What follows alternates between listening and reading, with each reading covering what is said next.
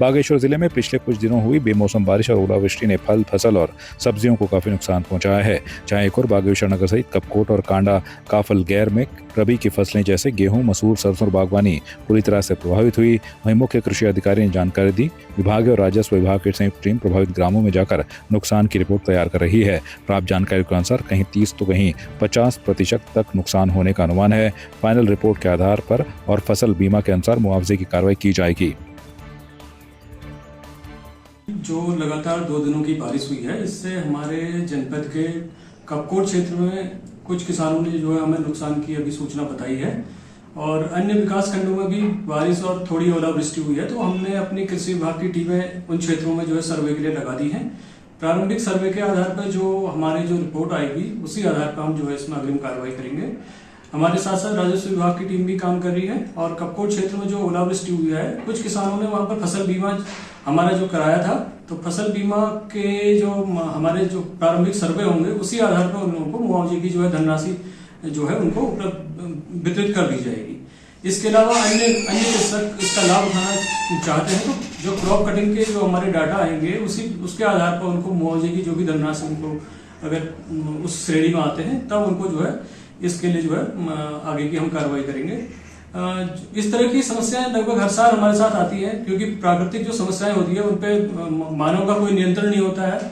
तो हम कृषकों से अपील करेंगे कि जो कृषकों को जो बीमा जो हम कराते हैं प्रधानमंत्री फसल बीमा योजना के अंतर्गत, तो उसके लिए जो है किसानों को अधिक से अधिक आगे बढ़ करके इसका लाभ लेना चाहिए। पहाड़ों की रानी मसूरी में पहली बार बजरंग दल ने हनुमान जयंती बड़े धूमधाम के साथ मनाई। इस मौके पर सनातन धर्म मंदिर से वाल्मीकि मंदिर तक भव्य शोभा यात्रा निकाली गई। शोभा यात्रा में भक्तों ने हनुमान जी के गीतों पर झूमते हुए भाग लिया। वहीं कलाकार हनुमान जी की वेशभूषा में नजर आए। पूरे नगर में हनुमान जी के जयकारे गूंजते रहे। श्रद्धालुओं की भारी भीड़ उमड़ी।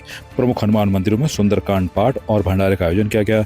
बजरंग दल अध्यक्ष संदीप ने बताया कि इस आयोजन का उद्देश्य युवाओं को सनातन संस्कृति से जोड़ना है। उन्होंने कहा कि आज की पीढ़ी को अपनी संस्कृति और परंपराओं से परिचित होना चाहिए। हनुमान जी की पूजा से भक्तों के संकट दूर होते हैं और उनके जीवन में सकारात्मक ऊर्जा आती है। माना जाता है कि आज चैन पूर्णिमा के दिन जो है हनुमान जी का जन्म हुआ था और हम मसूरी बजरंग दल को लाए हुए 1 साल हो गया है। तो हमारी जो आज हमने सोचा एक शोभा यात्रा निकालेंगे, तो बजरंग दल ने एक शोभा यात्रा का आयोजन किया था जो कि सनातन धर्म मंदिर से लाइब्रेरी चौक वाल्मीकि मंदिर तक जाएगी। और मैं चाहूँगा कि हमारे जितने भी युवा हैं, सनातनी हिंदू भाई हैं, उन सब तक ये मैसेज जाना चाहिए, क्योंकि हमारी सनातन धर्म की हिंदू संस्कृति धीरे धीरे कम होती जा रही है। हमारे जितने भी लोग देख रहे हैं कि हमारे जो सनातन धर्म की संस्कृति धीरे धीरे खत्म होती जा रही है। आजकल के जितने भी युवा हैं उनको मोबाइल से, पबजी से फुर्सत ही नहीं है। अब जैसे हमारे पूर्वज थे वो ये सब चीज़ पहले करते हुए आते थे, आज की पीढ़ी को ये मालूम ही नहीं कि हमारे त्यौहार, हमारे जन्म उत्सव में क्या होना चाहिए और क्या नहीं। तो इसीलिए हमने भी एक छोटी सी पहल की है कि हमारे आने वाली पीढ़ी को हमारे त्योहारों के बारे में, हमारी संस्कृति के बारे में पता चले। पौड़ी जिले में बीते दिन से लगातार हो रही बारिश और आंधी तूफान ने जहां सड़कों को अवरुद्ध कर दिया और पेड़ गिर गए, वहीं लोगों को भीषण गर्मी से बड़ी राहत मिली है। पहाड़ों में भी गर्मी पड़ने लगी थी और लोग जैकेट रजाई समेट चुके थे, लेकिन मौसम के बदले मिजाज ने एक बार फिर से गर्म कपड़े निकालने पर मजबूर कर दिया है। चौबट्टा खाल विधानसभा क्षेत्र में बेदी खाल और पोखरा के बीच स्थित घनिया खाल में जमकर बर्फबारी हुई, जिससे पहाड़ों की खूबसूरती फिर से निखर उठी। सामाजिक कार्यकर्ता अर्चना कुसाई ने बताया कि क्षेत्र में भीषण गर्मी का असर महसूस किया जा रहा था, लेकिन अब बारिश और बर्फबारी से मौसम खुशनुमा हो गया है और लोग गर्म कपड़ों में लौट आए हैं।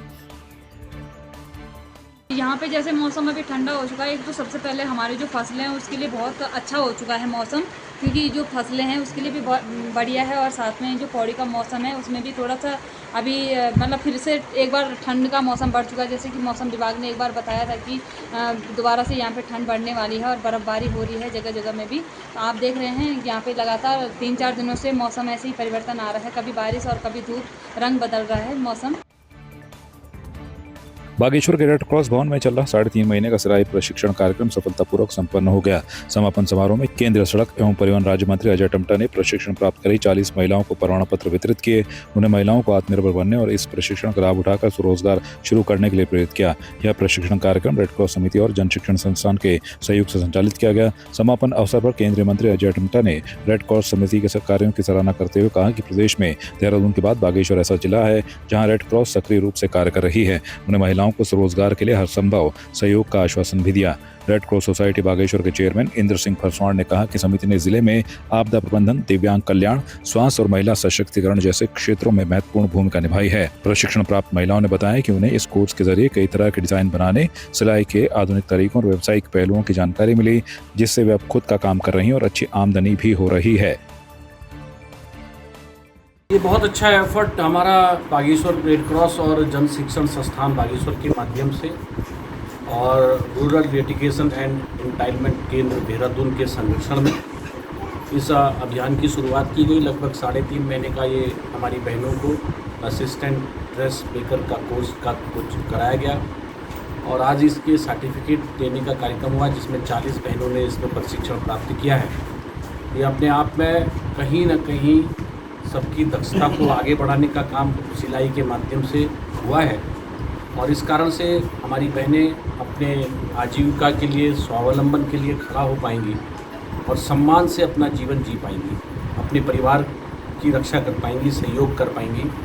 ये प्रधानमंत्री जी का जो सोच है, जिस प्रकार से हर चीज़ को छूने का काम किया है, हर परिवार तक उन्होंने कहीं न कहीं किसी न किसी प्रकार से उसको योगदान देने का काम कर रहे हैं, चाहे उसके घर की समस्याओं के समाधान के लिए, चाहे बिजली है, पानी है, शौचालय है, उसको राशन है, कृषि के लिए उसको सहयोग है। ऐसे सब चीज़ के बाद भी उसके अंदर भी जो प्रतिभा है, उस प्रतिभा भी इन जन शिक्षण संस्था बागेश्वर के माध्यम से और भारत सरकार के कौशल विकास एवं उद्यमिता मंत्रालय के द्वारा किया जा रहा है। ये अपने आप में बहुत बड़ा अभियान पूरे देश भर के अंदर है, इसका लाभ हमारे परिवार को मिल रहा है।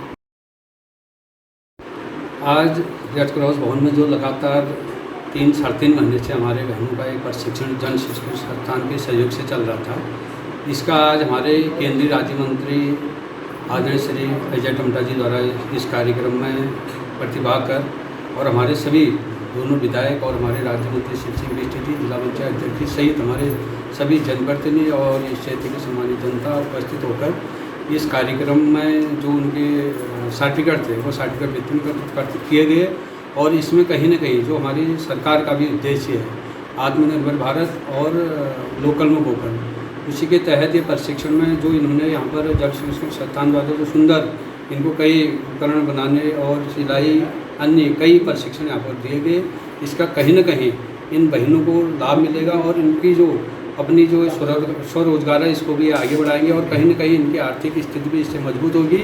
और इसके साथ साथ रेड क्रॉस द्वारा भी लगातार जो क्षेत्र में अच्छा काम किया जा रहा है, उसके लिए भी आज मंत्री जी और सभी जनप्रतिनिधि ने उनको सराहा गया।